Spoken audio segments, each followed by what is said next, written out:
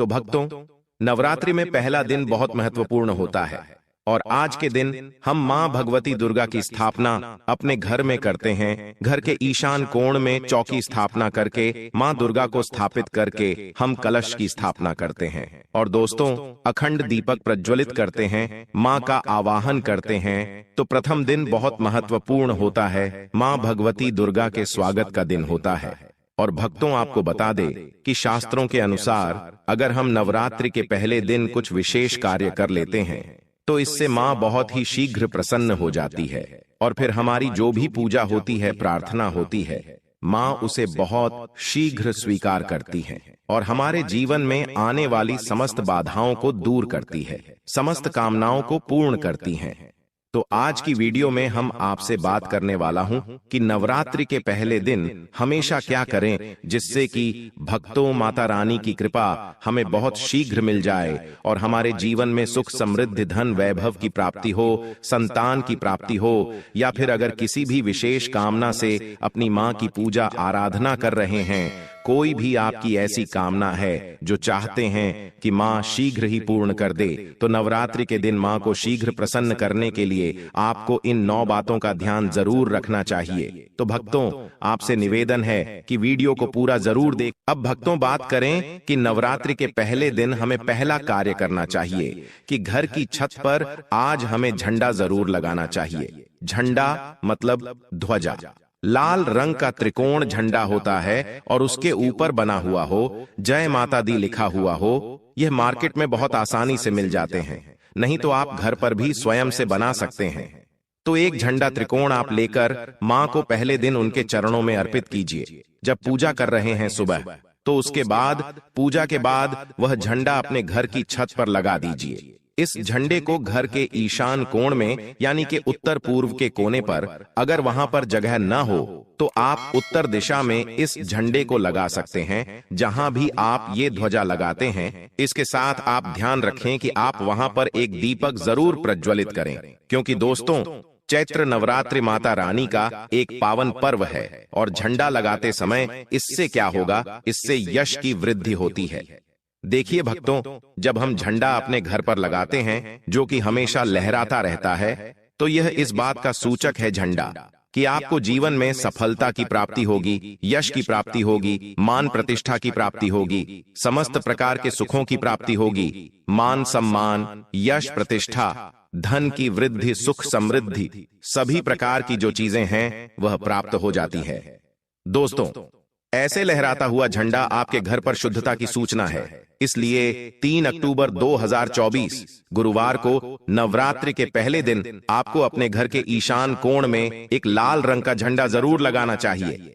भक्तों, अगला जो कार्य है नवरात्रि में पहले दिन आपको जरूर करना है, वो है घर के मुख्य द्वार पर तोरण लगाना। तोरण क्या होता है? देखिए, आम के पत्ते लीजिए। जब हम पंच पल्लव के लिए भी आम का पत्ता लेते हैं, वहीं आम का पत्ता चाहिए हमें, और थोड़ा सा अधिक मात्रा में आप लेकर आइए। उसे साफ धो लीजिए। धोने के बाद उस पत्ते के ऊपर आपको श्री लिखना। पत्ते पर आपसी में लिखे और जितना भी बड़ा आपका मुख्य द्वार हो उसके अनुसार एक धागा लेकर, और लाल धागा ले सकते हैं, पीला धागा ले सकते हैं। इस प्रकार से किसी भी रंग का धागा लेकर आप इन सभी पत्तों को एक माला के स्वरूप में बना लीजिए और उसके बाद यह अपने घर के मुख्य द्वार पर लगा दीजिए। भक्तों, श्री पत्तों पर कुमकुम से लिख दीजिए या हल्दी से लिख दीजिए, इसी लगा दीजिए। इससे क्या होगा कि जब भी आप किसी दरवाजे पर कहीं तोरण लगा हुआ देखते हैं, आपको क्या लगता है? पहले ही सूचना में यह लगता है कि इस घर में कोई शुभ या मांगलिक कार्य हुआ है। और तो घर पर लगा हुआ तोरण, घर के मुख्य द्वार पर लगा हुआ तोरण आपके घर में शुभता की सूचना देता है, मांगलिक कार्य की सूचना देता है, इस बात की सूचना देता है कि आपके घर में देवी विराजित हैं। यह बहुत महत्वपूर्ण होता है। नवरात्रि के पहले दिन घर के मुख्य द्वार पर तोरण लगाना, और इसका बहुत ही शुभ फल भी हमें प्राप्त होता है। अगला जो कार्य है, तीसरा कार्य जो हमें नवरात्रि में जरूर करना चाहिए दोस्तों, वह अखंड दीपक प्रज्वलित करना। देखिए, अगर घर में हम अखंड दीपक प्रज्वलित करते हैं, तो अखंड दीपक प्रज्वलित करने से मन की कोई भी इच्छा हो, अगर आप सोचकर और मन में धारण करके अखंड दीपक प्रज्वलित करते हैं, तो आपकी कामना बहुत शीघ्र पूर्ण होती है।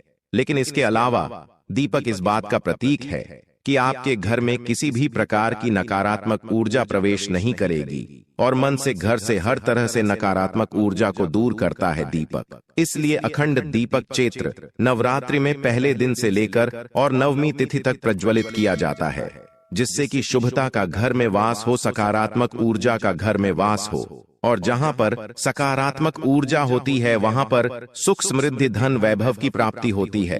और दोस्तों, आपको बता दें कि मां भगवती वहीं वास करती है जहां सकारात्मक ऊर्जा रहती है। इसीलिए हम घर के मुख्य द्वार पर तोरण लगा रहे हैं, ताकि बाहर से, मुख्य द्वार से किसी भी प्रकार की नकारात्मक ऊर्जा हमारे घर में प्रवेश न करे। इसके अलावा जब हम दीपक प्रज्वलित कर रहे हैं तो हमारे विचारों में किसी प्रकार की नकारात्मक ऊर्जा न हो, इसके लिए हम प्रज्वलित कर रहे हैं।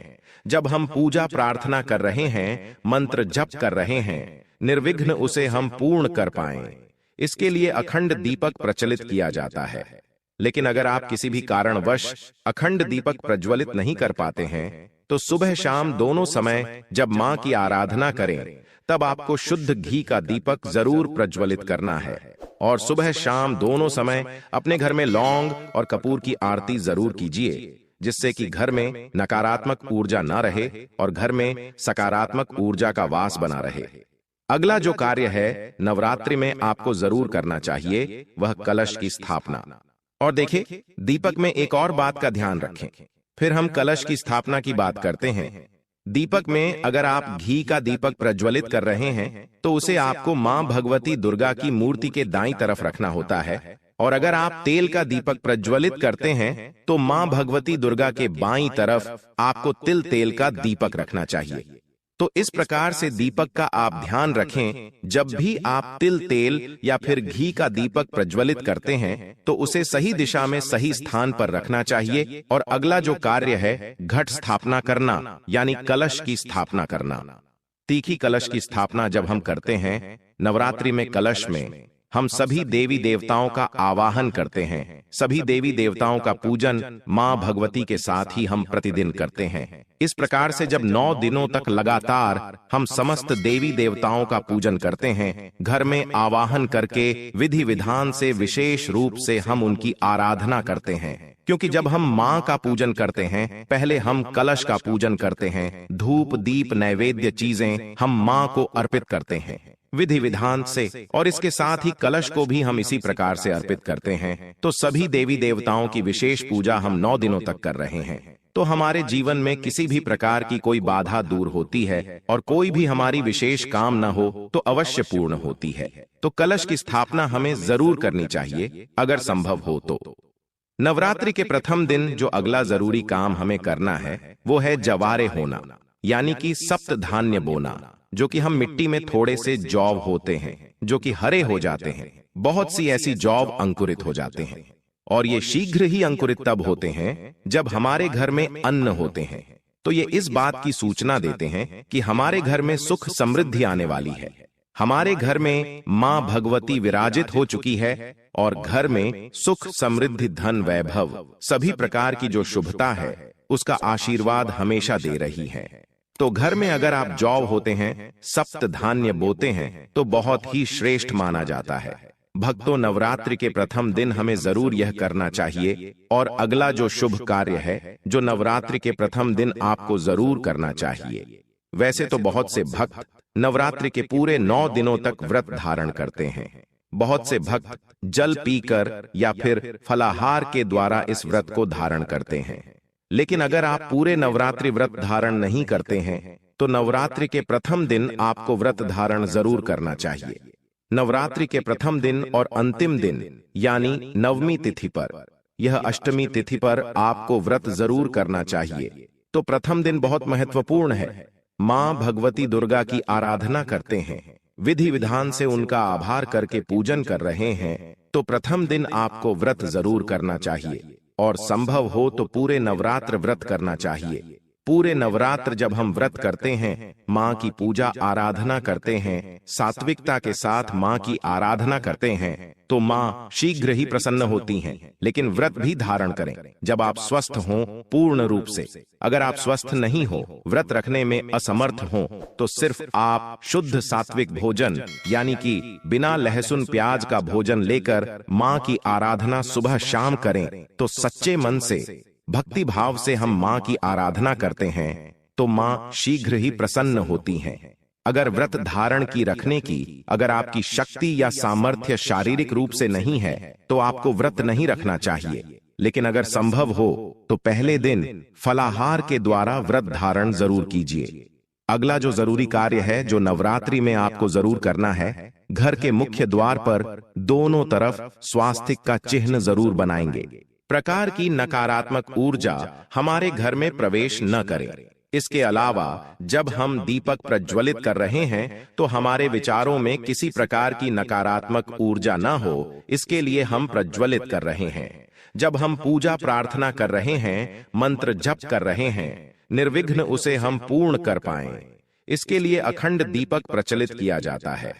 लेकिन अगर आप किसी भी कारणवश अखंड दीपक प्रज्वलित नहीं कर पाते हैं तो सुबह शाम दोनों समय जब माँ की आराधना करें तब आपको शुद्ध घी का दीपक जरूर प्रज्वलित करना है। और सुबह शाम दोनों समय अपने घर में लौंग और कपूर की आरती जरूर कीजिए, जिससे कि घर में नकारात्मक ऊर्जा न रहे और घर में सकारात्मक ऊर्जा का वास बना रहे।